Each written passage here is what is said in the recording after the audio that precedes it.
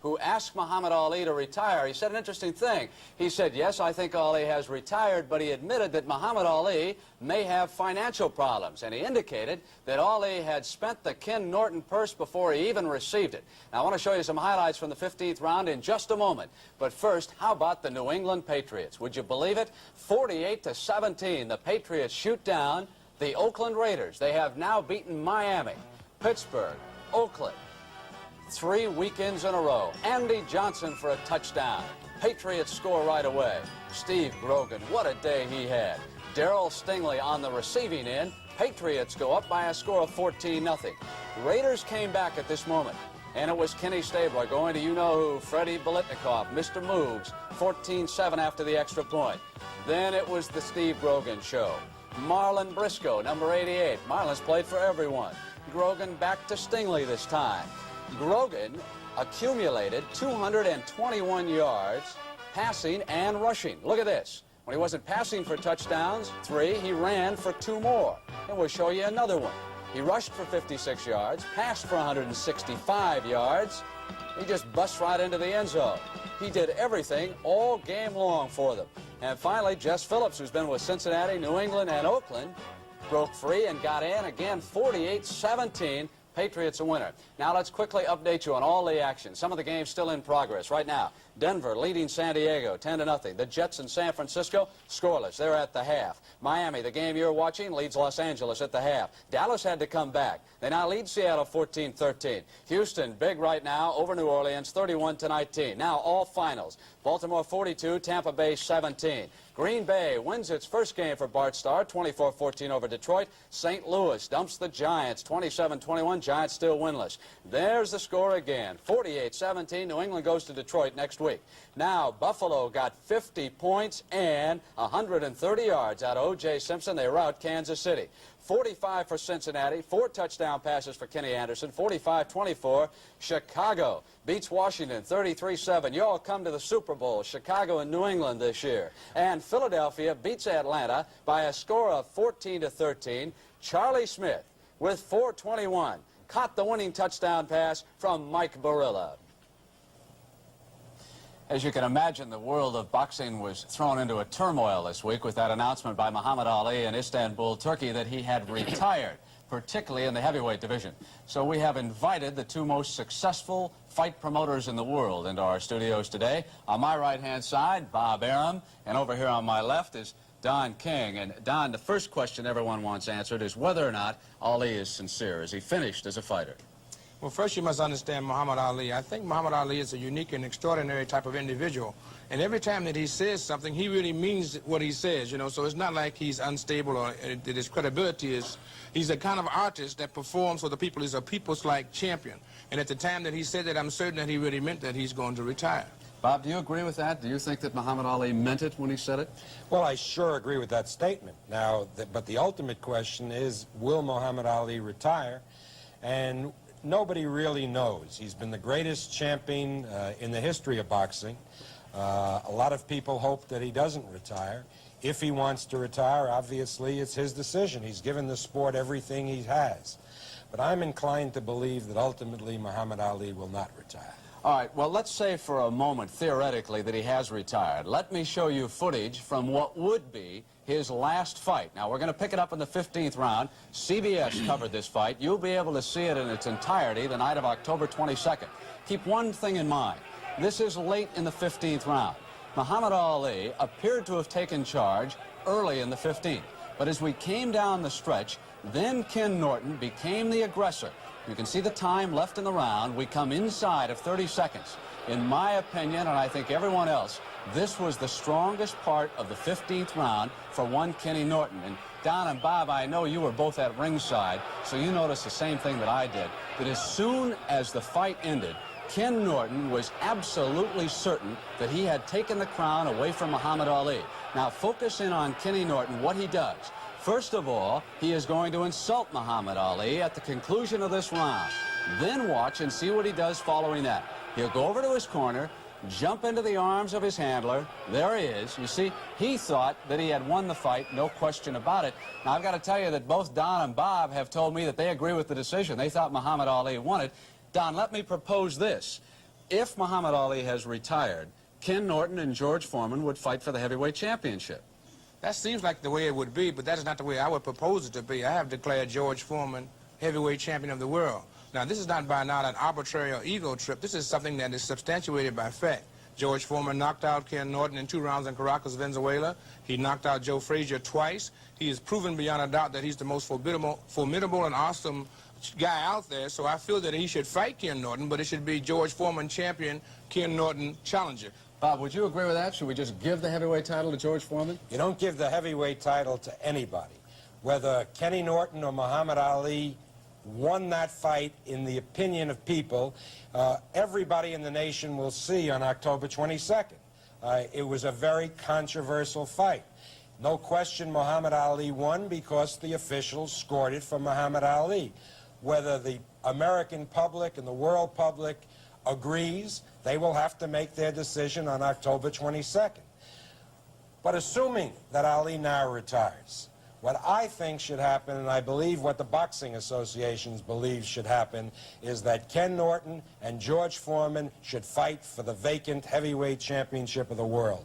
Rhetoric won't solve this. Don has his own opinions, I have mine. The better man will win when these 2 great fighters, Ken Norton and George Foreman, fight for the vacant heavyweight title, if Ali, in fact, is retired. Bob and Don, both, thank you very much. And again, remember, the night of October 22nd, you can score that controversial fight yourself on CBS. And the NFL Today will continue on CBS right after this word from your local stations. Share comedy with Rhoda on The Single Scene when a hip young bachelor tries to become her friend. Tomorrow at 8, 7 Central on CBS. Open up your eyes, hey, look around you. There's a lot of world you've never seen. The world isn't that far away, you know.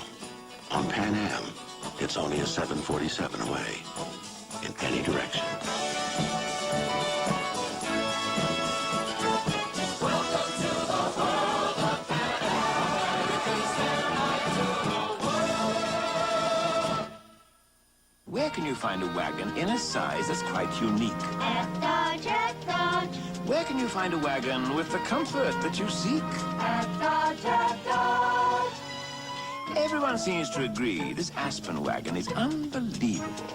It carries so much more than the smaller station wagons, and almost as much as some of the larger ones. And it has a look that's simply marvelous. Unbelievable. See your Dodge dealer for dependable Dodge service and parts. Channel 2, New York. Irv, if Don King's right and Foreman's champion, then we got a heavyweight title fight. Dino Dennis and George Foreman a week from Friday. Listen, show me some highlights. St. Louis and the Giants. Okay, well, the Giants really made a valiant effort today trying to get their first win, but couldn't quite do it as it didn't hang on long enough, and it went down to defeat at the hands of the St. Louis Cardinals 27-21. In the first quarter here, Craig Morton looks upfield trying to hit Bob Tucker can't do it. Mike sends the ball, picks the ball off, goes in for the first score of the day. The Cardinals win ahead at this point 7-0. The Giants again, this time, Mr. Zonka doing his thing, going over for T, the first of 2 today. Hart rolling out to his right, passes to Jones. The Cardinals get back on the scoreboard and lead 17-7 at this point. The Giants again trying to go through the air route. Morton passing to Gary Shirk, who carries the ball down to the 5-yard line, which sets up this next play for Larry Zonka. Second touchdown of the day. Big Larry goes over from the 1-yard line, and St. Louis still leads 20-14 at this point. But Hart's not counted out here yet as he hands the ball off to Jones. It goes over. The Cardinals are ahead, 27-14. The Giants trying to come back. White going over from the 1-yard line, but not enough, as the St. Louis Cardinals held on to win 27-21. Irv, I'll tell you that Monday night overtime took much too much out of those grand old men of George Allen. Ambushed in Chicago today. We'll show you some of the action. Bob Avellini ran for the first touchdown. Look at the time he had. It was a pass play. Peyton will clear out Pat Fisher, and Avellini just goes in for the score. Peyton had a tremendous day, rushed for 104 yards. He could wind up the NFC rushing leader, but Harold McClinton got him here, folks. Clothesline, bingo, flags coming from every place. Out one play, and back he came. Chicago desperately has needed a wide receiver. James Scott, formerly of the Wiffle, he may help him out. Here he is catching a touchdown pass. Joe Theismann replaced Billy Kilmer for George Allen, but on this pass, it was tipped by a tight end, and Doug Plank came right out of center field, brought it upfield and set up a touchdown. And watch this run here by Walter Payton. This is why the Bears are beginning to think the future may be now. Hole jammed up, goes to the outside for a touchdown. 33-7, Chicago a winner.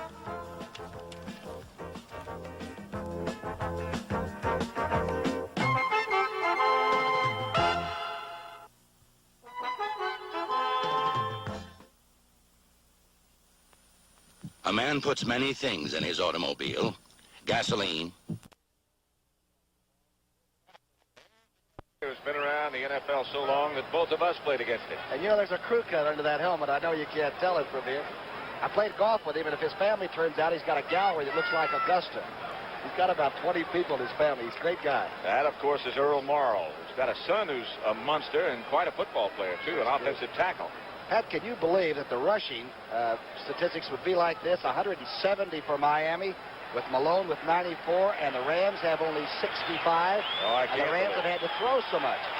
164 yards passing, 29 for Miami. That's 19 passes the Rams have thrown in the first half.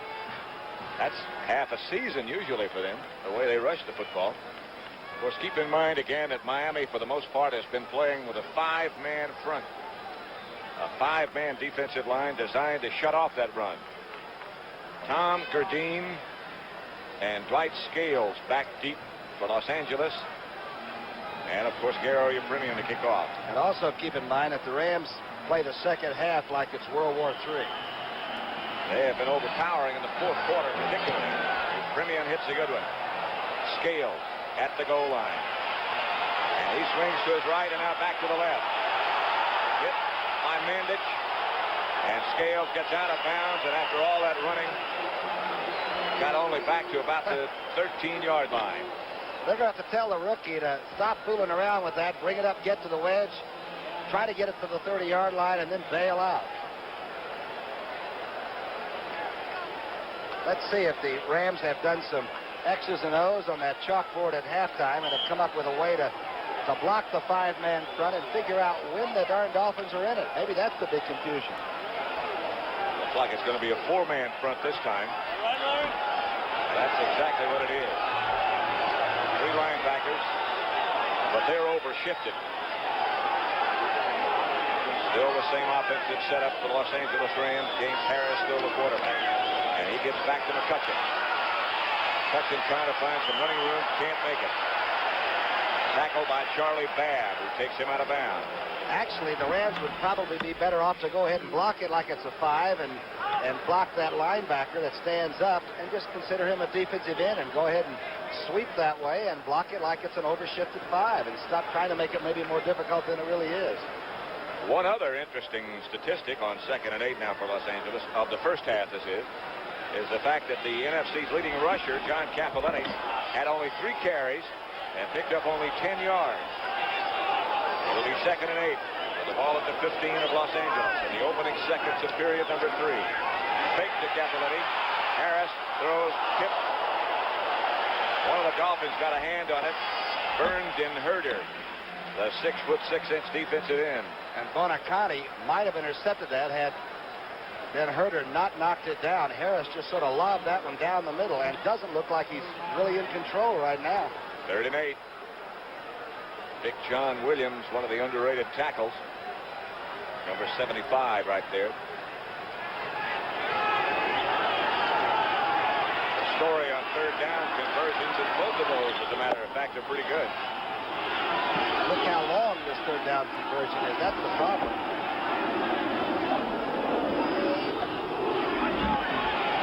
Harris keeps Cappelletti back there with him and fires. He's got McCutcheon. McCutcheon swings down the middle outside the 40, and of course it's a Ram first down. Lawrence McCutcheon has done it all for the Rams so far. And he comes out of nowhere. He'll come to the left of your screen, and watch Gordon look for him, number 50, and all of a sudden 30's in there, running flat 3, and everybody begins to scrape and backhoe, as they say. Boy, he is some kind of an athlete. At least they surrounded him. McCutcheon caught 4 passes in the first half alone. That's number 5 he just caught. It's first down Rams. Ball at their own 41-yard line. And hold it a second. The Dolphins got confused on how many men they had on the field and had to take a timeout in order to avoid a 5-yard penalty. They had one too many.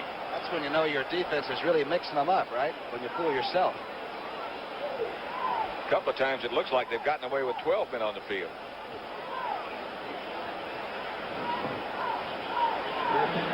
That's next Sunday, the NFL on CBS.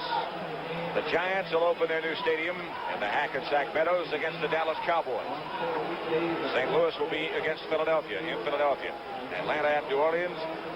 Chicago battles Minnesota, and Seattle against Green Bay. That's all in a regional broadcast. NFL next Sunday on CBS. How about Chicago against Minnesota? We wouldn't even consider that game. That Party's got that bunch really knocking people. Minnesota's got to play Pittsburgh between now and then. And Chicago just demolished Washington today, so that game takes on a little extra character. First down.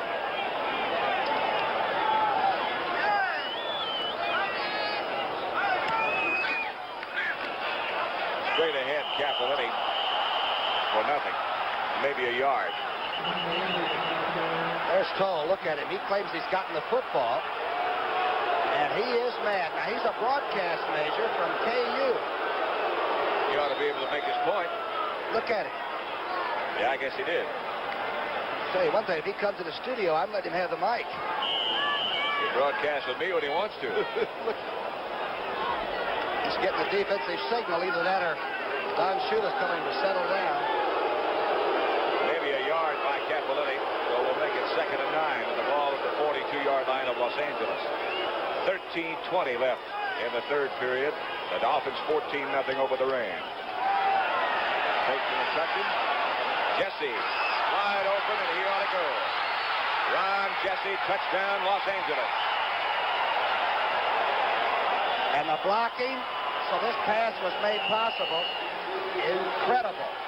Watch Hara, watch number 60 Hara and Rich Saul stand up, come back, and set up. That's Doug France to the top. Look at 61, and they're 77 now, and they really drill those Dolphins and get them off. And now Jesse has really split the underside of that zone and even gets a convoy as Harold Jackson, the Roadrunner, takes it in too. 58-yard touchdown pass from James Harris to Ron Jesse. Did I say the throw was on? You did. It should have been, because it was really an excellent play by everybody. Barry Hill, the Dolphins safety man, overplayed it just a little bit. 87 yards that drive, took them 5 plays. And now Dempsey with Steve Priest holding. They've had problems with the extra point and a field goal, but this one's good. And that'll make it the Miami Dolphins 14, the Los Angeles Rams 7. And we have 13 minutes and 7 seconds left in the third period. A lot of football left. Find that God's tough football player is going to have to be helped off the field. And by the way, you'll notice one thing here, and that is the officials will always give the medical people all the time they want to take care of an injury. I remember one, you know which one I'm thinking of, Paul, when you were playing for the San Diego Chargers when Allen, the linebacker, broke his leg out there. Do you remember that one? I went to the sidelines. I just couldn't believe it. He was good football. He's up with the Seattle Seahawks right now. Let's talk about Lou Holtz, the head coach of the Jets right here. I chatted with him before the game. Paul told you that he has a 5-year contract, and what they say, a lot of football players go from college to the pros, and Holtz is trying to make the pros act like college players now with regard to their dedication and work. And he said he wants people who act like his rookies are acting out here. Told us his rookies are playing better for him than the veterans are. He said there's something wrong when that is the situation. Well, you know, the Jets really surprised me because everything that you heard about him coming into this game, Jack, has been they're one of the worst teams in the National Football League. And the way they're playing football this afternoon, the people in New York have got to be very proud of this football team. They came out here, the chances they had to win, if you talk about coming in first or second, they didn't even have a chance to come in third. And the Jet fans will have their first chance to see their team at home during the regular season next Sunday when Buffalo plays there. And Buffalo won big today. So Holtz has a lot of work in front of him, along with his staff. Got him out of bounds. Davis streaking down the far sideline on a fine return for Miami. He's a rookie from Cal Poly. Now watch him go up, put the ball away very, very nicely and firm, and now he cuts it to the right side. Now watch Tom Dempsey make his second tackle of the day. Watch number 10 come along. Get him, Thomas. All right. 42-yard return by Davis. The Dolphins have the ball at their own 45-yard line. Ron Jesse, by the way, has 4 catches for 134 yards, and Harris, the Ram quarterback, 11 of 22 for 258 yards. Right now, it's Bob Greasy in the spotlight, though, as Benny Malone comes to the outside. He broke 1 tackle. Got away. That's sad, isn't it? This game is a tough way to make a living. A lot of glamour associated with it, but when you go down and you get hurt, why, it offsets a lot of the pictures in the paper and other thrills that the players get from performing in this game. There's Mrs. McGill going to ride the ambulance with her husband. And it's confirmed that that is his wife. So onto the stretcher and into the ambulance, and who knows, we might even be watching the end of a football career for a very enthusiastic performer. Let's hope that's not the case. When the ball came loose, Paul, when that ball's rolling around, why, anything goes, right? Well, it does. I thought it was a late hit to start with, but I hadn't realized the ball had come loose. And you know, at that point, the ball was fumbled. Hennigan is alert, and he sees the ball. Now, you see it right here. Now, look at McGill. There's Clark Gaines, number 21. He's also in on the play. But watch right here. There's the ball going down. Hennigan sees the ball, and all he's doing right now is just diving for the football, and it just so happens that his head hit McGill's right there. Paul, am I right? When we saw him on the stretcher, there was apparently nothing wrong with his legs, right? Yeah, what they, you know, it's something to the upper torso, but we won't venture any further guess from that. We'll just lay off the guesses altogether. You know, what I do like to see is that they take all the precautions in the world, and they just, you know, don't rush out and let's you know, the players, let's go help a guy off the field. Let the physicians do it, and let everybody else worry about it later on. We have an updated score as James Harris has hit Ron Jesse with a 58-yard scoring pass to put the Rams on the board, and the Rams now trail Miami 14-7 with 13 minutes left in the third. Watch number 64 now. The ball is coming right over his shoulder. And Twilly is watching first Hacksaw, then the ball. If I was Twilly right now, I'd just worry about Hacksaw. Boy, I don't know. That's close. I think Twilly had a chance to catch the ball, and I think Hacksaw had a legal right to be in front of him running that way as long as he didn't interfere with him. That one I wonder about. In any case, it's a first down. The ball now on the Ram 22. Winfrey gets the call and breaks down to the 15, down to the 12 before he's brought down by Monty Jackson. Stan Winfrey. Big block by Jim Langer. Jim Langer on Larry Brooks. Watch number 62, and 66 Little works around his. And that's where it happens right there. A super run, but an incredibly good job of blocking against a very good defensive bunch of ball players. Close enough for a first down, or close enough to a first down for a measurement now. The Dolphins 14, the Rams 7 with 11:50 to go in the third period. Measuring for a first down. I got to see New England now. If they handle the Dolphins and made them look like an average football team, they got to be playing some kind of football. What about what they've done since then? Yeah, a pretty good team from Oakland. And a pretty good team from Pittsburgh they beat last week. What are they doing up there? Not quite a first down, not nearly a yard to go, more like a foot. But we'll call it second and a very, very short one. The indication from Jim Tunney and his fine crew of officials that include Pat Harder, Burl Toller, Bob McElwee, Pat Knight, and Charlie Musser. Second and short. Look out for this one.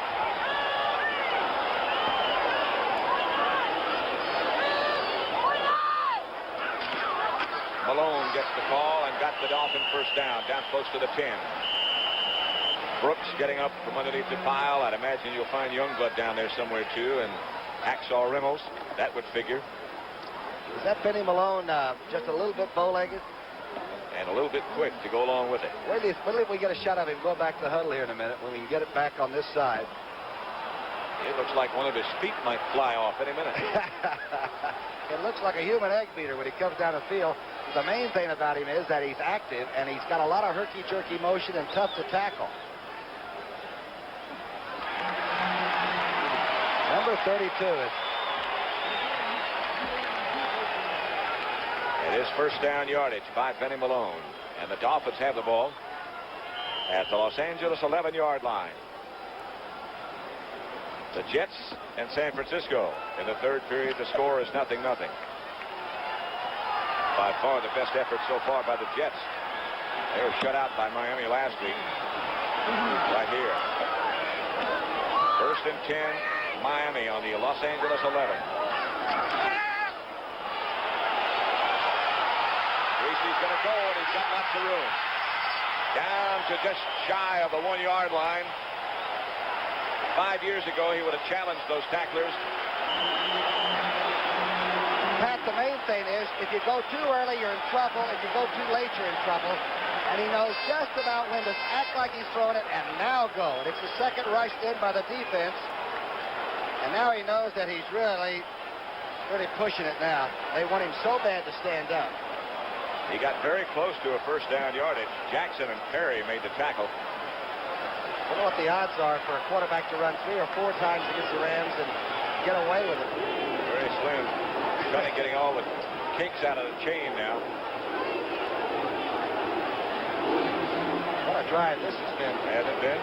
Because the Rams had just scored, made it look easy, and now they come back with a good return, and Bob Greasy has them moving, and they are in control again. Second and inches, the situation. Ball's at the 2-yard line, just inside that. We have 10 minutes and 41 seconds left, third period. The Dolphins lead the Rams 14-7.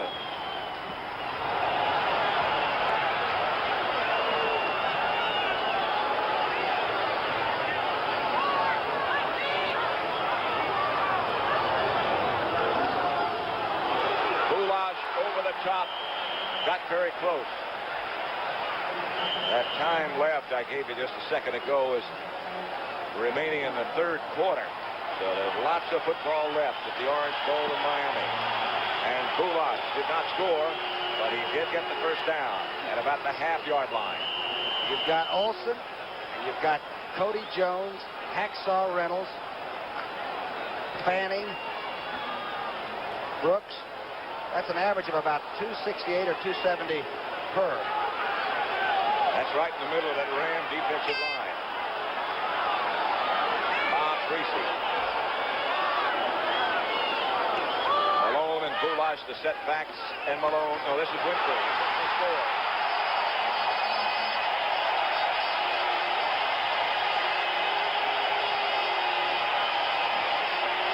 Andre Tillman to the top of your screen, the big tight end, and Larry Little leads him through the hole. Look at that. Look at 66.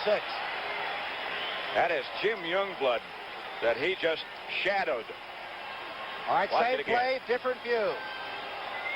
Good block by Kulas, too. Look at that Little. Wow, blows him right out of the hole. A 55-yard drive, climaxed by that 1-yard run by Stan Winfrey. It took him 6 plays. If Premium makes it 21-7 Miami.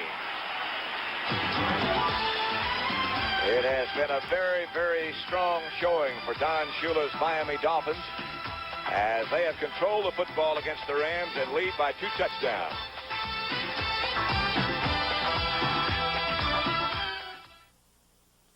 As a Sir Walter Raleigh smoker, I know... A bit with the linebackers. You're just dropping off too far. When you're down to a situation 3rd and 4 and 5, when you drop off and there's a back that you have to cover, you've got to take him out. You can't get too far back beyond the line, beyond the first down yardage, so you can make that play. You got to force him right away, just to right up on the back run out of the backfield. Especially on 3rd down. It's a first down now from the 21, and it is Williams. He made contact and then slid inside for pretty good yardage. 4 yards, 2nd and 6 coming up. 2:10 remaining in the third period.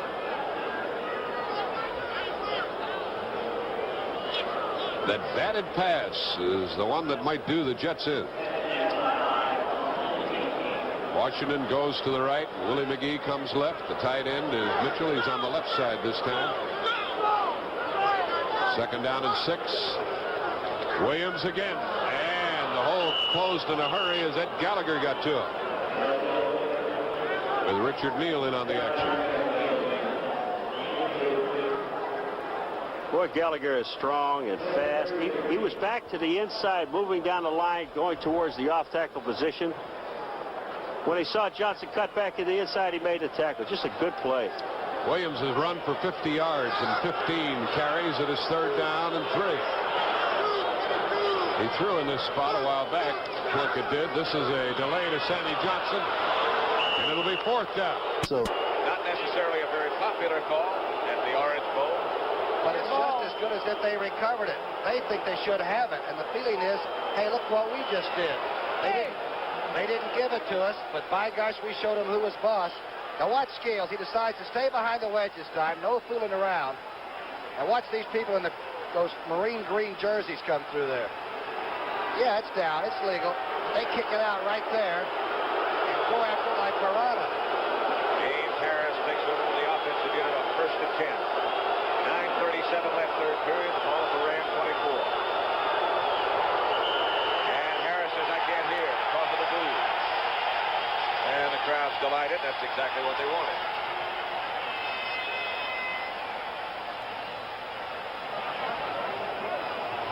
There are no extra seats around here today. About 70,000 on hand at the Orange Bowl to watch the Rams. It's a natural rivalry, Los Angeles and Miami. Let's face it. You know, they just don't give who has the best oranges? All of them. You know, when the Jets were here last week, they complained about the heat. Lou Holtz said he hadn't practiced in a day over 70 degrees. Of course, he got shut out 16-0. I know Miami has better oranges than New York. Oh, yeah.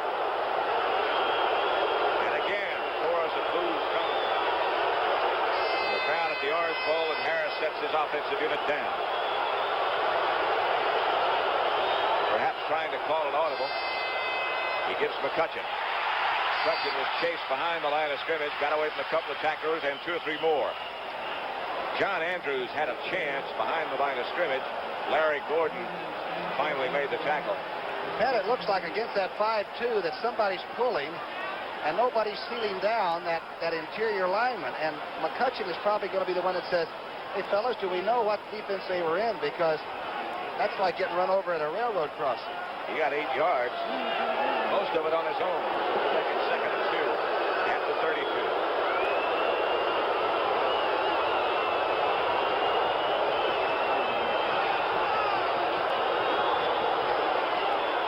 McCutcheon again trying to sweep behind Hara. Got the 1st down. Hit by Toll, I believe, the middle linebacker. Watch him again. Watch this pursuit. Watch Charlie Babb come up by Toll, a middle linebacker. Look at that Toll knock people out of the way. Then the Jayhawker gets some help by Babb cutting the play back inside and buries McCutcheon. Hey, he's a pretty active young linebacker. I'll say. McCutcheon's carried 10 times now for 53 yards, and he is coming closer and closer to replacing Dan Towler as the 2nd leading Ram rusher of all time. Dick Bass is number 1. On 1st down, Harris fakes, and Harris fires. He's got Jackson. Jackson dances away from a couple. He's got a 1st down in Miami territory. And again, it's Steve Toll who made the tackle. Well, little Harold Jackson to the top of your screen is so fast that he backed Kenny Ellis way off. And Ellis knows he's got that 4.3 speed for the 40. So then he just hooks it back up. And I actually think Harold could have either flown if he had the chance or hooked it up. I believe that was an option for him. Not now. Harris waited. Harris gets back to Cappelletti, and that's his biggest gain of the day. Like about a 6 or 7 yard pickup before Bill Stanfill and Steve Toll again made the tackle. That's only the 4th carry of the afternoon for John Cappelletti. And one of the things that John is learning right now is what experience is all about. They're facing first some guys that have been in a couple of Super Bowls or so, and they're seeing some different defenses. So pretty young team has a little bit of trouble. Second and 4. 7 minutes now left in the third period. Miami 21, Los Angeles 7. McCutcheon behind Mack, cuts all the way back. And he is taken down by Andrews. And Larry Gordon, I believe, in the pursuit. Watch Gordon chase him. Now watch as everybody pulls to block, and they forget the guy they're trying to block for. McCutcheon decides to cut back, and all his friends have gone. And Gordon with the good tackle. They say he makes mistakes. Gordon, I mean. But they also say he learns rapidly. Bring back unused portion. He does a pretty good job. Yes, he does. Third and 4. The Dolphins have 5 defensive backs in the game. Brian Salter, the extra one. Cappelletti Malone set back to the Rams. Harris on a quarterback draw. And he might have taken too much time. That's what it is. The man in the downfield, the official that's downfield that's in charge of that 30-second clock. Of course, it's easy to see this year. Too much time because there's the clock at both ends of the Orange Bowl. All the stadiums have these now. That indicates to the fans as well as to us that they have 30 seconds to get underway. I'm wondering if maybe the Dolphins are playing a game of signals and changing their defenses after the Rams have flashed out their offensive signal, maybe. Could be. Right now, they've got the extra defensive back in there, Brian Salter. San Francisco 3. The New York Jets nothing now in the fourth quarter in San Francisco. Mickemeyer, a 31-yard field goal.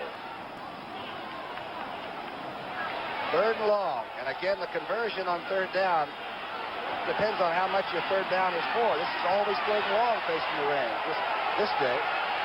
They've got Jesse in the backfield again. McCutcheon is out. Jesse, of course, number 81, and there he goes in motion. Got him in the pass pattern.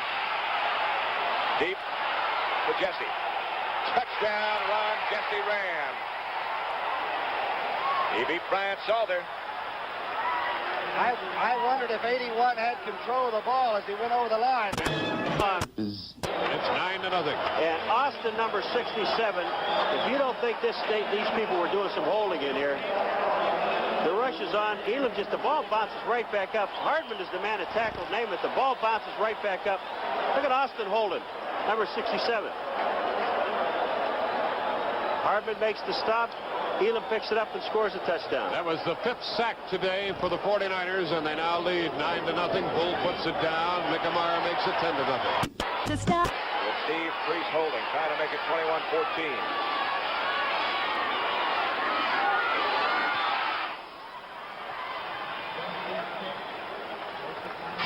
So the combination of James Harris and Ron Jesse have hooked up again. And they've got the Rams' second touchdown. It's 21-14.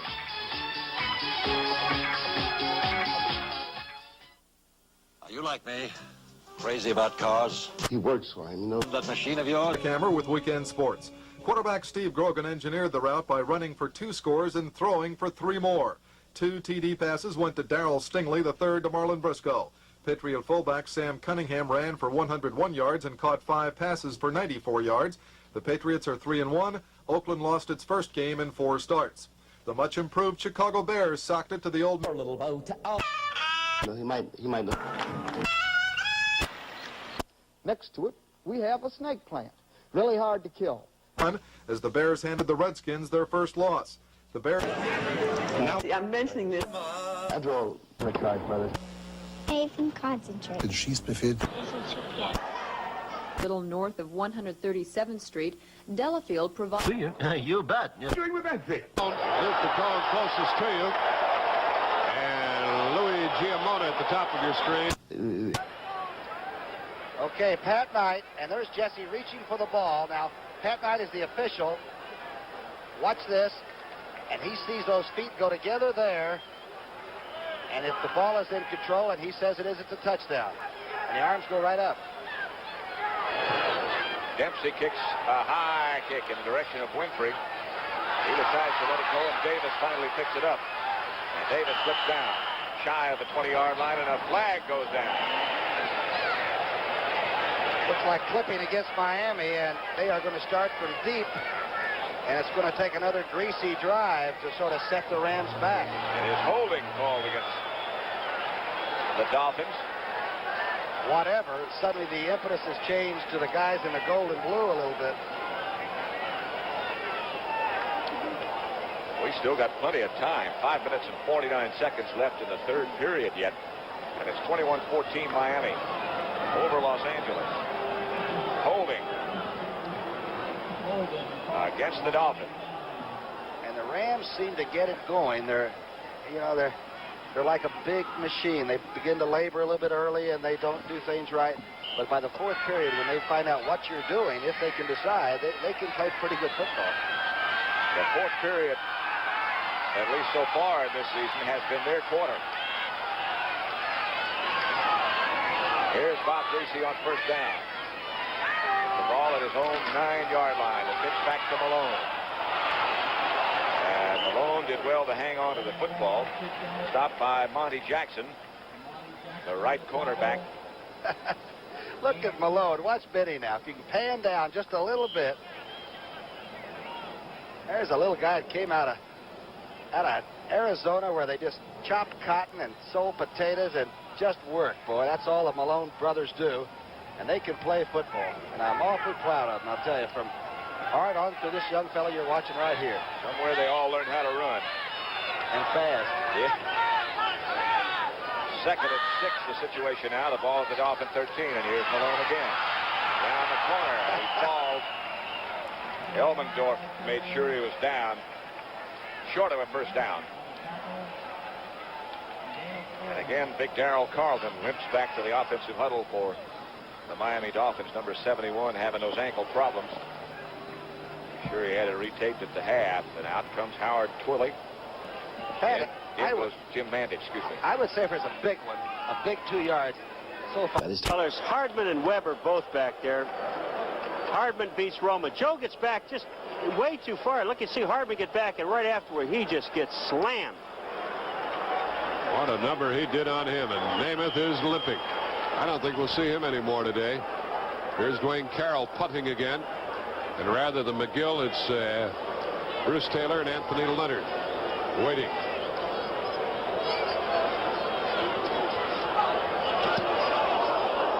Not too deep, but high in the air, and it'll be well covered. Oh, it's been touched, and it's a free ball. And it belongs to San Francisco. They got the break. They got the ball back. Jazz Jackson was down there, but Bruce Rhodes got it back for the 49ers. Holding right there. It looked like Tillman, maybe, the tight end, huh? Against Isaiah. That is an unbelievable goddamn call. In the Bible, they tell you not to hold Isaiah, don't they? I think so, and that again is the voice of Don Shula you just heard with those comments on the sideline. Offense. Offensive. Number 88. Half the distance to the goal line. Jim Mandich was the violator that time. Don Shula again down talking to the officials. Now it's going to be 3rd and about 11. Now, do you throw it, Thomas? Oh, gosh, and the Rams have just come back and put 2 on the board in the third period. I would certainly be very careful here. I think they'll be willing to go ahead and punt the football out. I would think so, but let's see. You saw that 10-0 score, San Francisco. Goulash tucked the ball away safely. He hasn't fumbled all year, recall. And we'll see Larry Seipel. And yet, as soon as you become so conservative that now you start doing this, you lose whatever edge you build up in that first half. You see big Darrell Carlton limping off. There is the sure-handed one. Jim Bertelsen back in. Colonel Wing of the African and will meet all time, they say. And before you know, you just hang it up. Thanks. He isn't. But Seipel deep in his own end zone.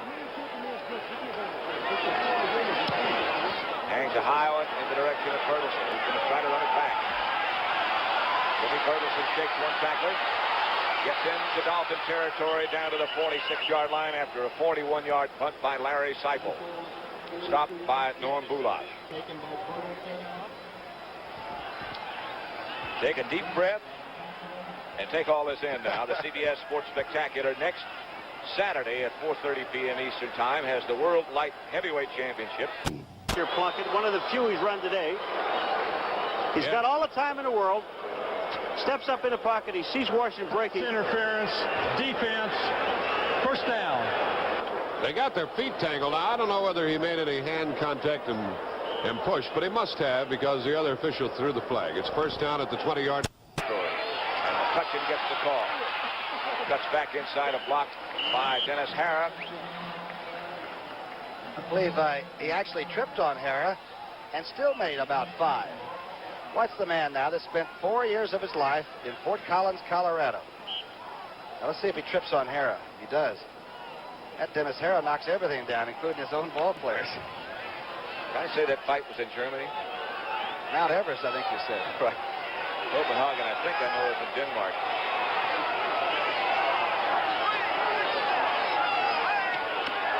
McCutcheon again. Got a couple of blockers out in front. Gets around the corner and spins close to a first down. Bill Stanfield made the tackle. Notice how Harris is going on a little bit longer counts. Looks like he's going on 3 and 4, and he's in no hurry to make the call on the line of scrimmage, and it's settled down the offensive pattern. Looks like they're beginning to pull and cleanly get the job done a little bit.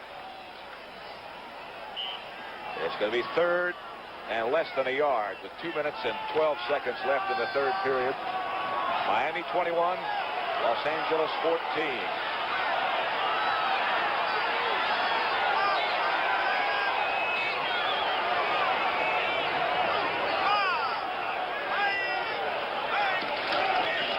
McCutcheon, the workhorse, got the first down. He paid for it. Pat, he paid for it. Den Herter really stuck it. The 6'6" defensive end from Central Iowa. Can't believe all he ever played was basketball. Watch this, though. I think it's Den Herter or maybe Toll, the middle linebacker. Capoletti goes through the hole and gets cracked. I believe it's Toll, that young linebacker, that did most of it. McCutcheon got the first down yardage he needed, but nothing more. McCutcheon goes out, limps out, in fact. And the tandem of setbacks now for the Rams are Bertelsen and Capoletti.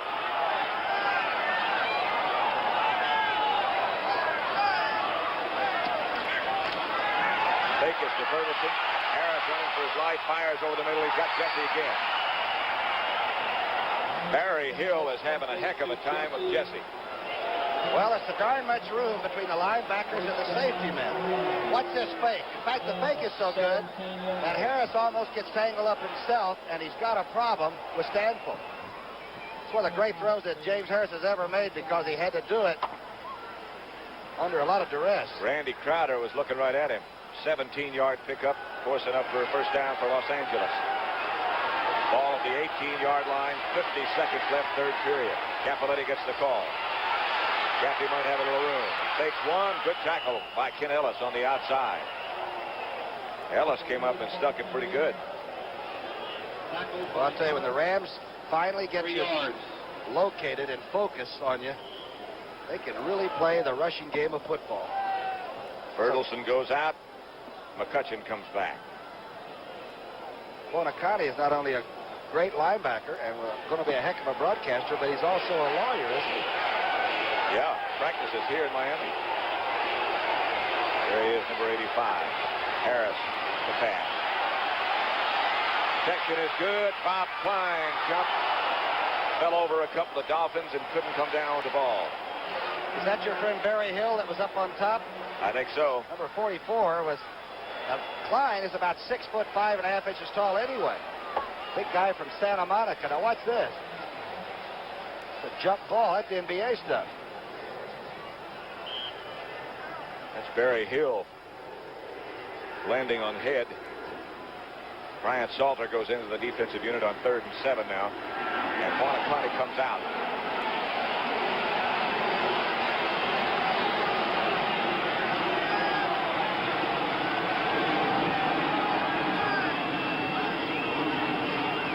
With an option pass, he throws back to Harris, bounces it back to Harris.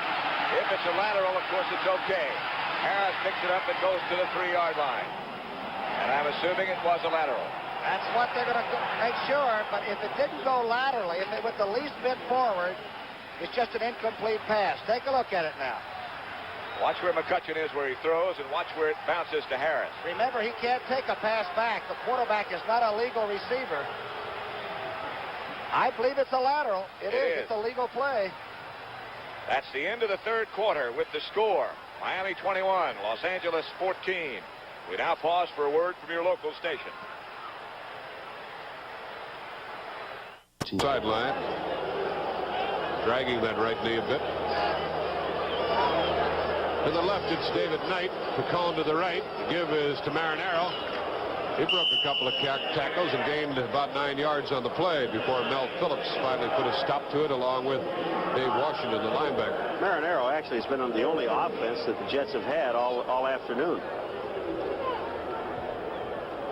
In his 5th year now from Cornell, and he has gained 94 yards and 16 carries. It's a good day's work. 2nd down and 1. Todd, the rookie from Alabama, 6'2", 210.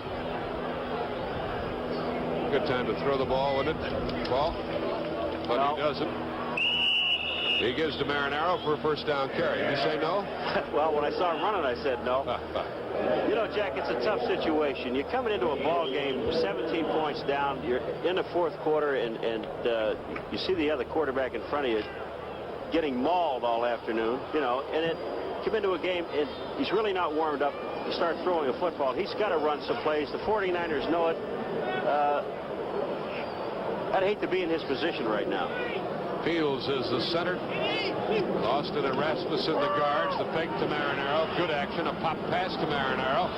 And he gained about 7 yards on the play.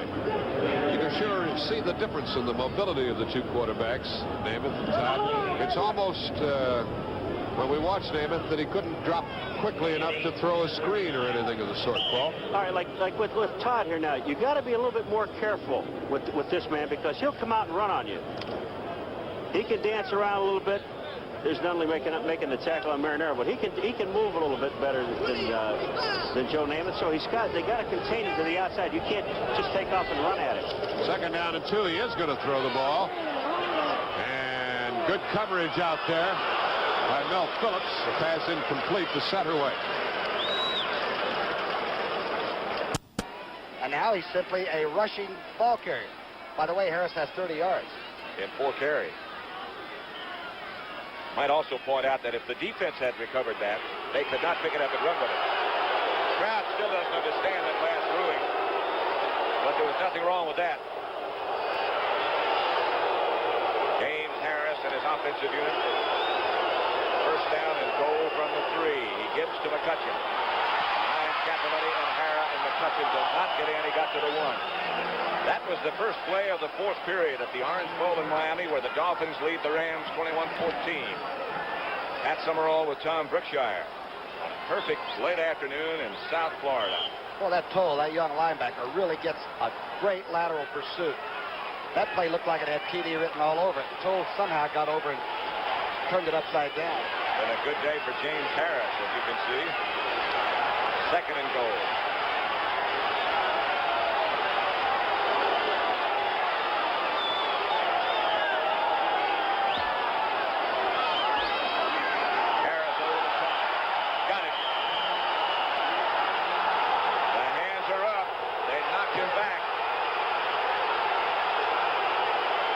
Look at Harris helping get some of his linemen up. He helped Doug France up.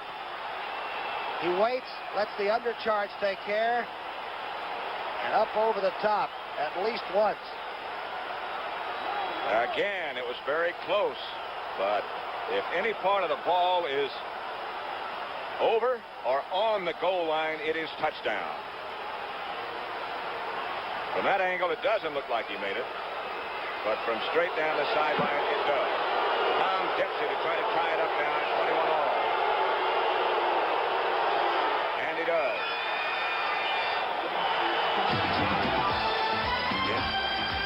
It is the Miami Dolphins 21, the Rams 21. Harris and the Rams took 9 plays to go 46 yards to tie it.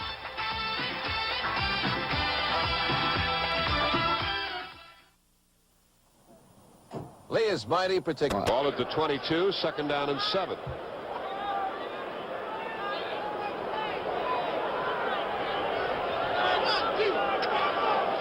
Todd straight back. Look out, Richard Todd. He throws. Was it caught? Yes, it was. It is first and goal to go. David Knight, with the defender Jimmy Johnson hanging all over him, makes it first and goal from a yard and a half. Oh, look at this. You talk about a perfect pass. He's got good protection. Hardman's coming from the backside, but Todd gets this off. Johnson's there, but look at this catch. It's perfect.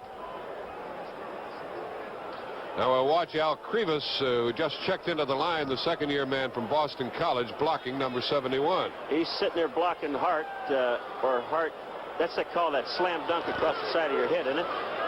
First and goal, and a touchdown for New York with Marinaro going across. Marinaro with a touchdown. And nothing will give a young quarterback more confidence in his team and in himself than being put in a situation like he was here, Todd, and move your team the whole length of the field and score a touchdown. Look at Namath give him 5. Says, nice going, kid. The extra point attempt by Leahy, attempting to make it 17-7. 7:21 remaining in the game. That is blocked.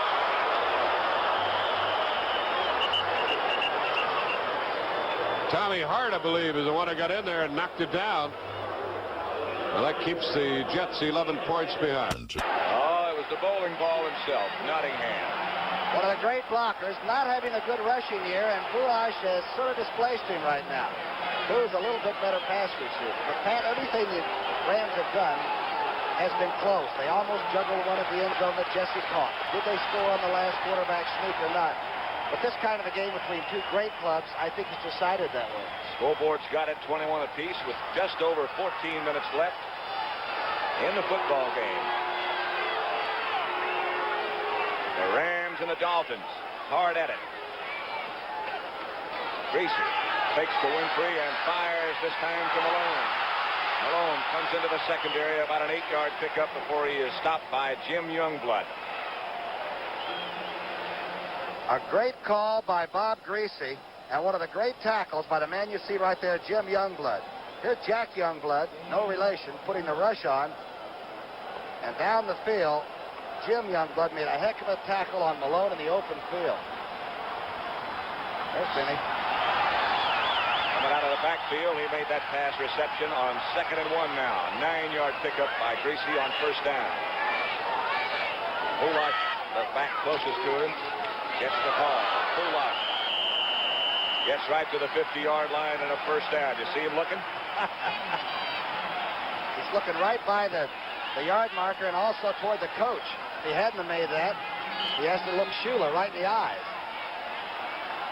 Shula can look pretty tough sometimes. Now, you've been covering Nat Moore all day, and he hasn't caught a pass. That's right. That would scare me to death. If I was over on defense, I'd be saying, I know they have to go to him in this kind of a game sometime. In the event you might have joined us late, Bob Greasy is playing with a badly bruised and sore finger on his throwing hand. Fires outside. Fuller is knocked loose as he will really popped by Monty Jackson. Monty Jackson, the young man from San Diego State. The top of your screen, a quick out. Most defensive backs just fear the very thought of missing a tackle on this. Watch what Jackson does. Howard Twilley. You won't see Twilley drop too many either.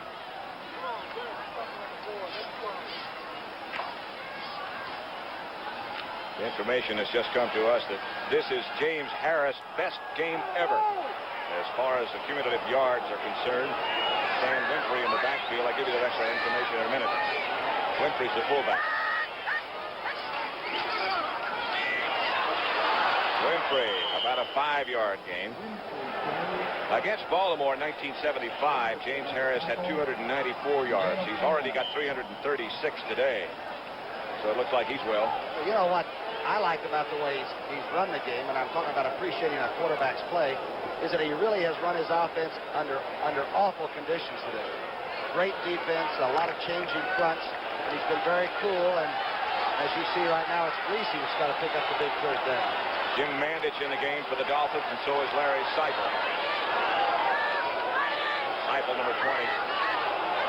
Out of the backfield he comes, and so does Bullock. Bullock overthrown. Isaiah Robertson right with Boo. That's Bill Simpson, who's down the field. Too far out for Euphemian. Seifel will stay in and punt. And keep in mind a point that Tom Brookshire made earlier in our broadcast. Seifel can run with the football. And this is a good spot on the field to take off with it, too. Seifel, in addition, is a fine athlete, fine enough to pass as well. Bertelsen back at the 10-yard line for the Rams by himself. He's a fair coffin corner kicker. That would be the ideal thing to do right now, is to try to drop it in the corner.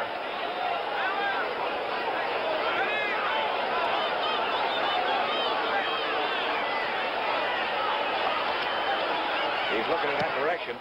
He hangs it high. Bertelsen goes over to look. Not very effective. It went out of bounds at the 24.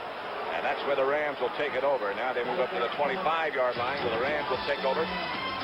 We have 11 minutes and 42 seconds left in the fourth period at the Orange Bowl. It's 21-21 between the Rams and the Dolphins. Linebacker number 50 getting him along with Hardman. 4:40 left. Well, the reason I said punt there, Jack, is that they are 11 points ahead. That means that the Jets have to score 2 touchdowns. A touchdown and a field goal just wouldn't help them. David Knight comes to the left, and Picone is to the right. Caught on second down, fakes the delay, and throws it. What a toss that was to Marinaro. Marinaro still going across the 40-yard line. What a play by Richard Todd, going down, and he threw a sidearm curveball to Marinaro. You gotta love that play. What a move he made. Hardman again, it was. This is a screen to Marinaro, and what happened is the rush came so fast, Hart was in there, he pivots back to the outside, Todd, and look, he's on his way down when he fired the ball. Marinaro made a knee-high catch and then got some good blocks downfield as Phillips was crumbled. It's a first down at their own 43 for New York. Cookie out here to the tight end, Castor. That's good for about...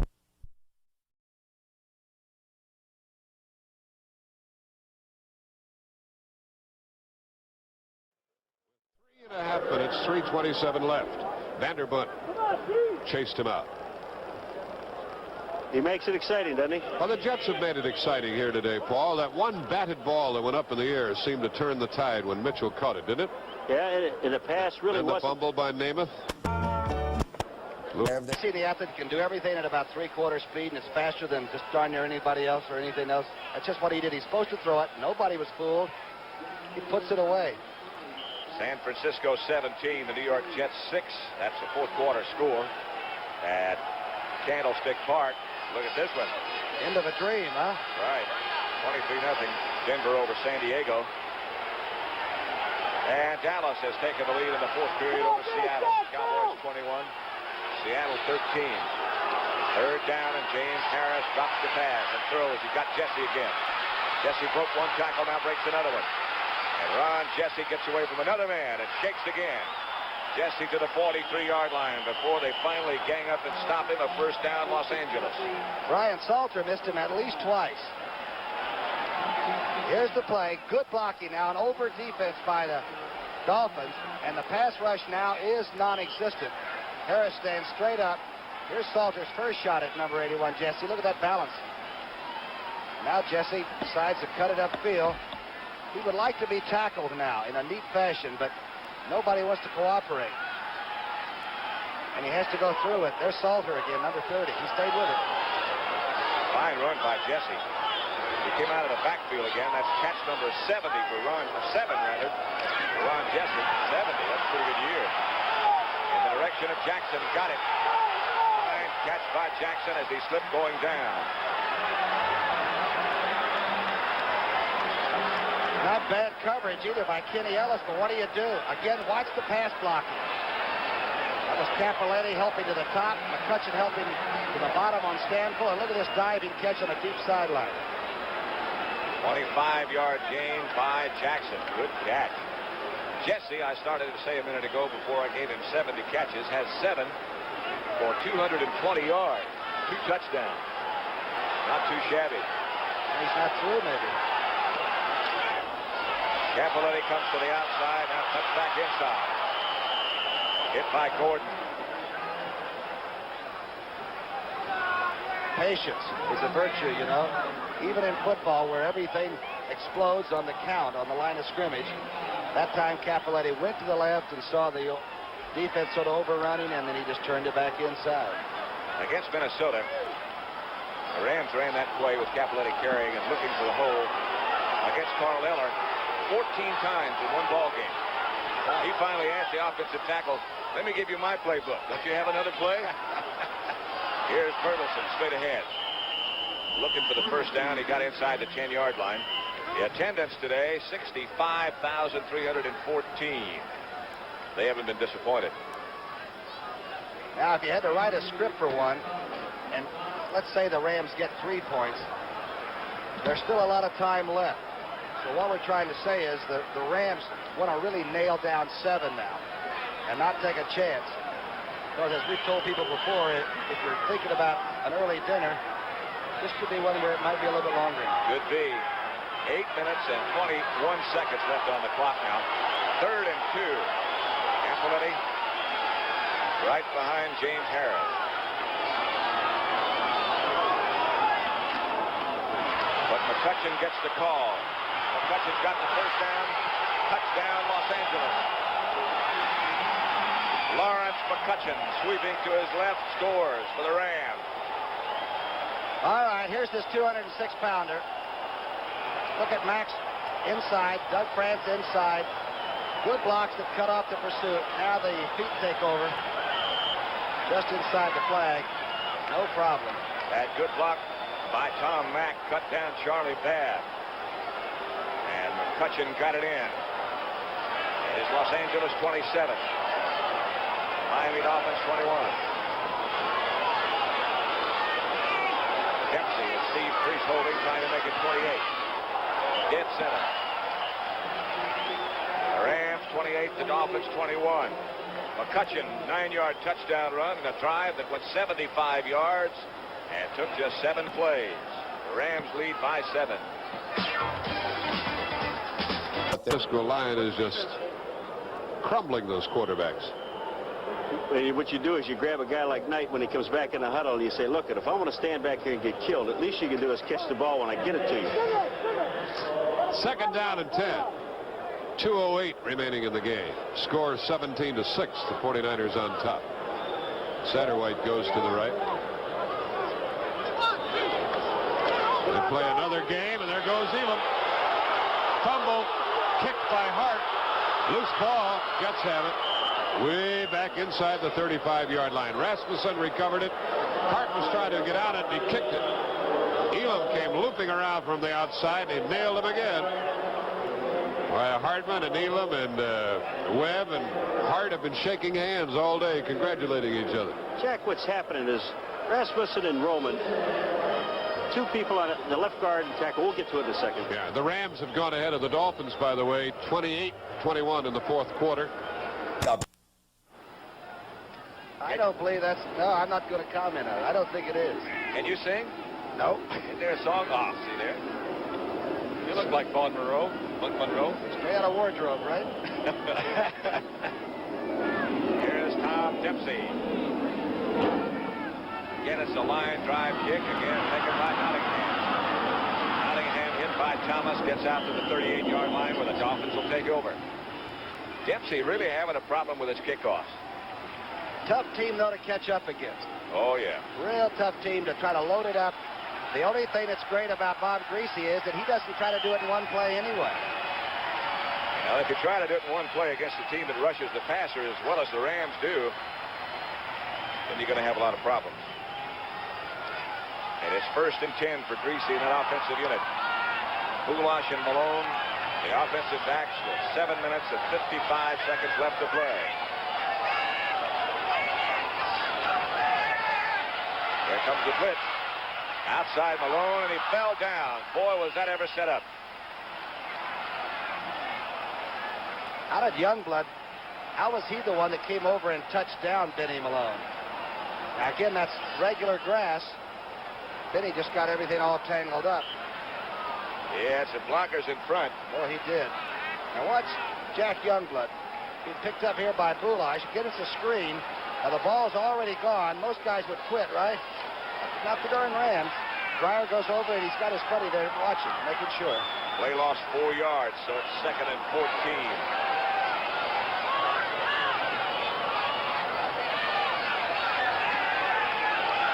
This time a protection hold. First catch of the day by Nat Moore as Greasy laid it right in there. He scares me. At 5'10", about 185 pounds, he has that sudden burst. He is to the top of your screen, coming straight across. And watch where he catches it. He doesn't even see or hear these people. He's a fearless, fearless little receiver, I'll tell you. He is tough. Played his high school football right here in Miami. Then went to the University of Florida. 19 yards pickup. The Dolphins are in Ram territory with just under 6.5 minutes left to play in the game. Easy back. Again, good protection. Firing deep this time again for Moore. He's out there. Touchdown.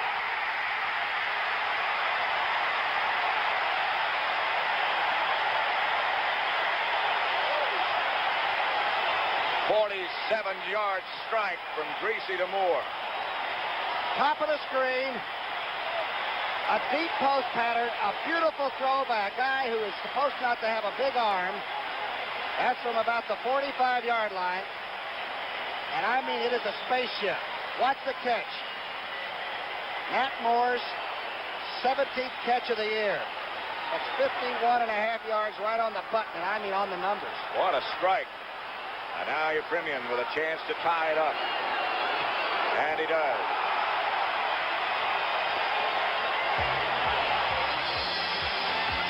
Look at that clock, and it shows 6 minutes and 17 seconds left to play in the game. It's the Dolphins 28, the Rams 28.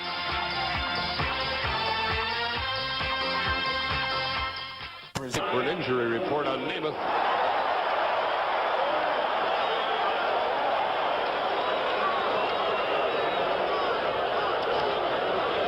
This is the other Johnson, Sammy Johnson. He wants to stay in bounds, and he does with 20 seconds remaining. And now the Dolphins have tied the Rams 28-28 in that game. I will check and see how much time is left. I guess about 4 minutes remaining in that one.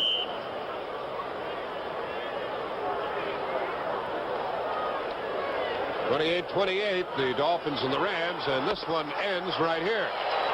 So after a scoreless first half, the 49ers, with Elam picking up a fumble and going on into score, after a batted pass seemed to change everything around, 49ers got on top 17-0. They have won the game 17-6. They have a record of 3-1. Attention, please. Now coming in. Don Shula pacing up and down in front of the Dolphin bench. It's 28 apiece. You know what he's saying to Chuck Knox? Don't get that charter airliner all warmed up. It's going to be a while. You think about overtime, I'm sure. There's Ron Jaworski standing alongside Chuck Knox. Premium. Don't think that onside kick, do you? You think there's this much tension in Cyprus? Suppose so.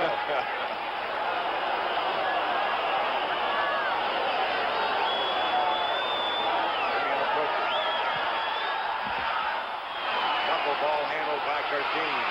He's to the 20 at 25. Breaks a couple, breaks another one. And outside to the 32-yard line, maybe the 33. Stopped by Gary Davis. Now you're the quarterback.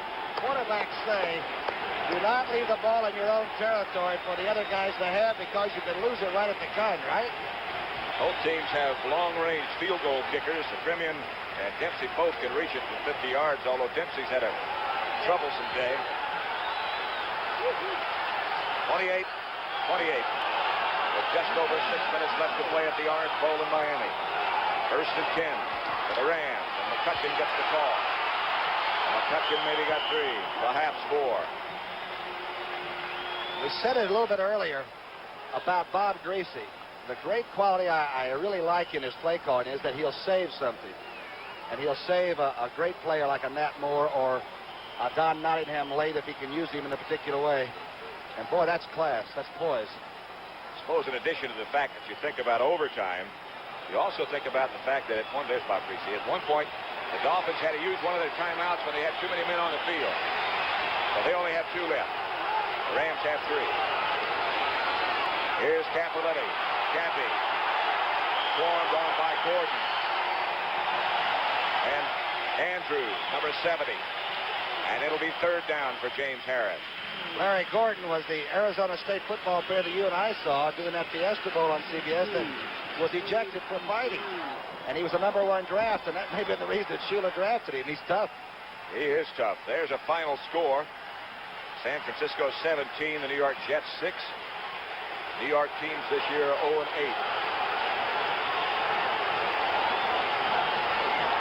Capoletti's had a tough day. Harris has a lot of time. Oh, Jackson is wide open. Harold Jackson wide open, all alone. Barry Hill finally came over and took him down, but Jackson was all alone. How did he get so open? Jarris White lets him go, number 41. You won't see it on this sequence. Again, there's so much time with the 3-man rush. And finally, side straddle hop, Harold Jackson gets the information. Now here you see number 44 come on to make the tackle. But actually, Jarris White, number 41, will show up in just a minute. He doesn't right then. But Jarris White was the one that sort of checked him and let him go, thinking he had deep safety help, and he didn't there. We got 4 minutes and 5 seconds left to play. The Dolphins 28, the Rams 28. Ball is on the 10-yard line of Miami. 1st down for the Rams. Actually, it's 1st and goal, I believe. Capoletti got no place to go. Finally worked and got 3 out of it. And Barry Hill came up to make the early hit. Well, he did show up in a hurry, the safety man. Again, we'd like to say I don't think it was Barry Hill's fault on the long Harold Jackson pass. I believe the young cornerback thought he had deep help and didn't. They've got to go all the way to the goal line. They can't make a 1st down without making a touchdown. The yard line marker right on the 10-yard line, the other one right on the goal line. So it's 2nd and 7. 2nd and goal at the 7. Harris gives to McCutcheon. McCutcheon is here almost as soon as he gets the football. Now we're getting down to 3 minutes left to play. Score all tied at 28-28. 3 points. Nervous time for Tom Dempsey. 3 points with 3 minutes. And remember, Dempsey's had a very, very hard day. He's had 2 kicks blocked. He's missed one outright. And there are no chip shots, right, field goal kicker? Yeah, especially not when it's late in the game and the score is tied. Harris now has 436 yards passing. McCutcheon again does not get it, but he's got Dempsey right in front. 436 yards and doesn't have the football game won. It's still tied. 17 of 29 is Harris. By far his best day, and here comes Tom Dempsey. Steve Priest will hold. Again, Dempsey always told me what I try to think about is I'm going to kick it just as hard now and as firmly as I'm trying to kick a 45-yarder. But can you tell yourself to do it that way, Patrick? That's what you ought to be thinking, but that is very, very hard to do. Now, distance shouldn't really be a factor on this one. The hold, the center, and the strokes. And Dempsey, as the 2-minute warning comes out, is going to have a little time to think about it. And that can't be too much of a help. It's 28 apiece. We'll welcome the folks who were watching the Denver-San Diego game, and we talked before the games today about the fine San Diego offense, but it was not operative today. We'll have more on that later. We sure will. Okay, what were we up to? The Washington game, okay. Oh, we do want to go back to the Washington game. Okay, for those fans who just joined us, the Bears again beat the Washington Redskins 33-7 today. Bob Thomas had 4 field goals. Bob Avellini, the quarterback, ran for 1, threw for another. Walter Payton ran 1 in. All in all, it was a very good day for the Bears. They actually led 33-0. The Redskin touchdown was a Theismann and Jerry Smith effort long after the issue was decided. 33-7. The Bears are now 3-1. I think Houston probably got a little more than they thought they were going to get from New Orleans today. Hank Stram is beginning to put a team together down there. He, of course, beat Kansas City last week. And with a final minute score, he made it close against Houston. The final 31-26. For a while, it looked as if Houston might blow them out, but New Orleans came back and really tightened it up. A good ball game, that one. Very good ball game. 57 points scored. That's only 7 more than Buffalo scored alone today. They beat the Kansas City Chiefs 50-17. Paul Wiggin doesn't think it's so funny. His Chiefs are now 0-4. For the Bills, a very good offensive show, including a good show for a man by the name of O.J. Simpson. We're 4 weeks into the season. He waited until the 4th quarter, but he finally got his first touchdown. Right here, following a Jeff Kinney block, cuts inside, and this one was late in the game. Simpson got 132 yards on the day. Again, Buffalo a winner. That score 50-17. Now here's our Would You Believe for today. Would you believe Seattle was leading Dallas at one point 13-0? Jim Zorn had thrown 2 touchdown passes before Roger Staubach got things organized for Dallas. He then threw a couple of TDs. To play because everybody's looking right at you for that, for the one miss maybe. Well, I think it is. Yeah, but you kicked all yours in a snowstorm in the blizzards, right? But I couldn't see, that's why. There it is, boy, and I tell you, he really socked it. Let's see if he makes the signal. Dempsey usually gets Priest. Everybody gets him up. Steve Priest, of course, indicating it was good. You saw it coming just inside the right upright, and Tom Dempsey, who just put the Rams ahead 31-28. You know what he'll do? He'll go back to California and cook Chateaubriand something, about 9 pounds of good beef. And eat it all himself. Eat it all by himself. And Don Shula, whose club has put on quite a performance this afternoon, now a little bit dejected. Now they only have 2 timeouts. Remember that. 1 minute and 56 seconds left to get the ball in range for your premium or the possibility of a victory, as Dempsey is now lined up to kick off. Boulash and Davis each for Miami. This time he hits another knuckleball. The hop comes right to Davis. He butts down a couple. It gets out to the 29-yard line. He had to get way down low for that butt. We ought to keep in mind that your premium can bang them through from about 45 or 48 fairly strongly. So you need, what, 3 first downs, and you still have a chance to have a sudden deather. Director Bob Daly today. That's an excellent job, and the producer was David Fox. Associate producer Rick Sharp. We're not through yet. No, sir. If you've got the early flight, Mr. Summerall, you better call him up. I do not. The Premium, as you think about it, will have a little bit of a wind at his back if Greasy can get him in range. Moore is split wide to the right and Twilley to the left as Greasy goes back. Twilley. Maybe a simultaneous catch. The Rams are saying they got it. Keep in mind, and Burl Choler, the official, indicating that it is an interception for Los Angeles. And that ought to do it. Monty Jackson, who was it? I believe it has to be Monty Jackson coming from that direction. Here it is. Here's the pass rush, a 3-man rush. Youngblood makes Greasy step up. It's Elmendorf and Jackson who are involved in the coverage. And Elmendorf got the interception. And Elmendorf came in with sort of a sprained ankle. He didn't feel like he was going to be 100%. There he is. There's Dave.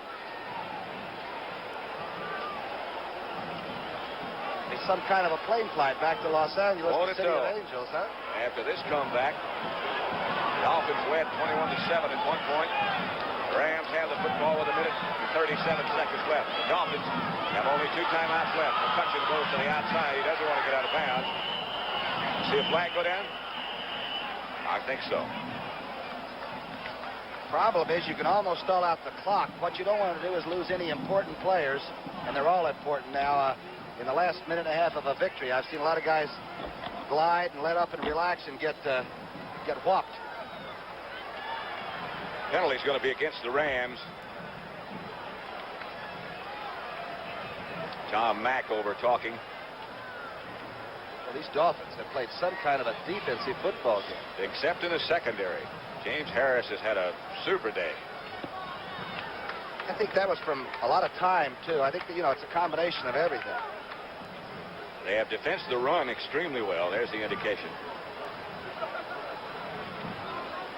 But when Harold Jackson was wide open in the closing minutes of a very, very close, tied-up football game, that's hard to believe after they fought so hard. Now, when the Dolphins need to stop the clock, is when that unnecessary timeout they had to call might cost them. They only have 2 left. A minute and 31 seconds left. The Rams have it. First and 23. The ball at their own 41. Caponetti gets the call. Caponetti chased. And Chappie goes down. The defensive unit against the run hasn't let up. Barry Hill and Steve Toll. It's the first time the Rams have ever beaten the Dolphins. Am I correct in that? That's right. The only second time they played. You know all those stats like that, don't you? Really drive me crazy. That's the timeout situation. As Miami just called one of theirs. Now, the Dolphins next week have the Baltimore Colts. I would say a rather ancient rival. And there's Shula. He's not thinking about the Colts yet. And the Los Angeles Rams go against the San Francisco 49ers on a Monday evening. Tonight, some facts about campaign contributions that might surprise you. That's one of the stories on 60 Minutes tonight with Mike Wallace, Dan Rather, and Morley Safer. Think you'll be surprised? How about contributions? Could be.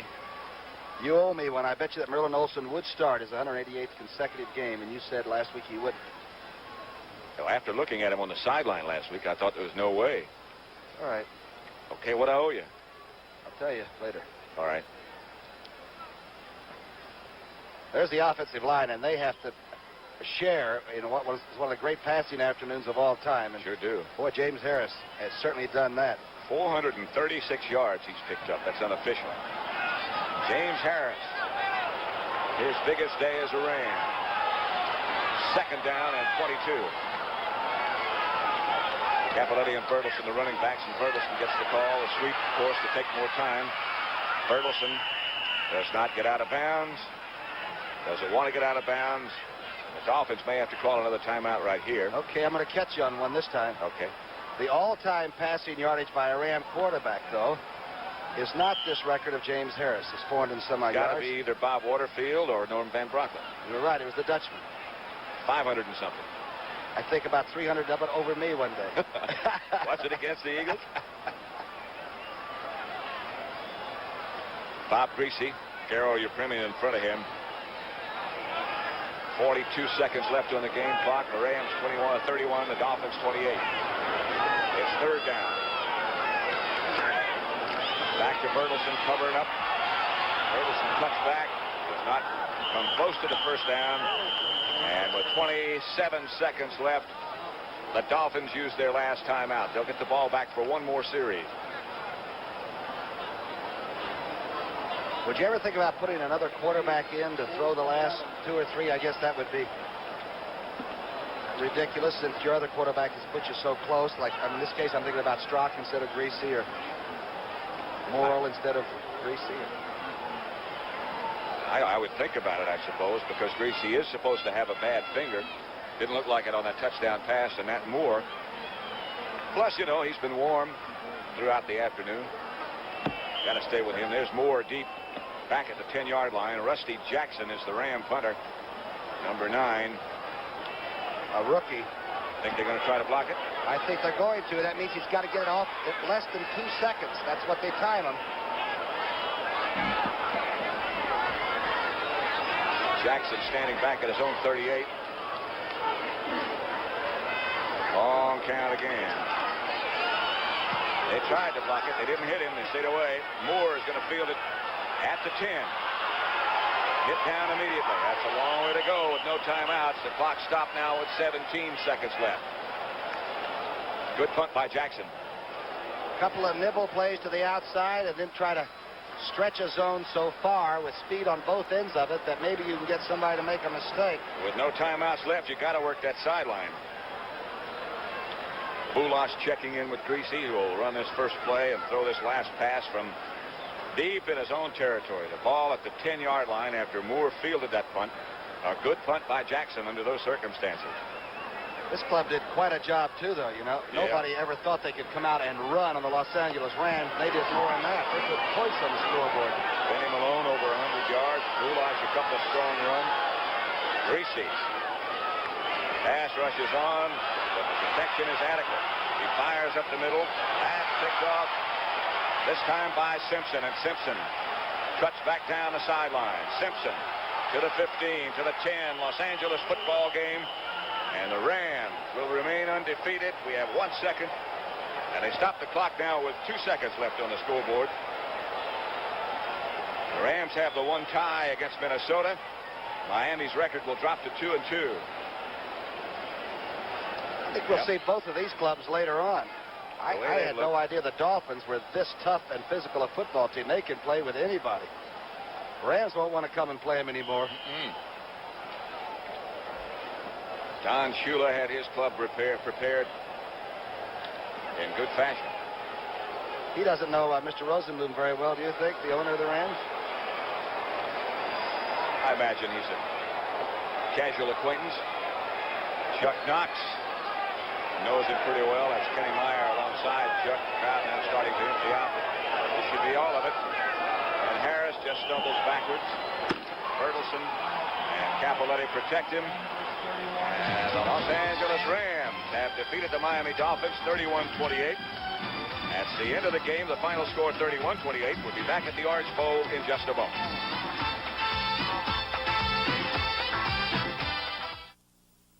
Sometimes the competitive instinct can lead to more than survival.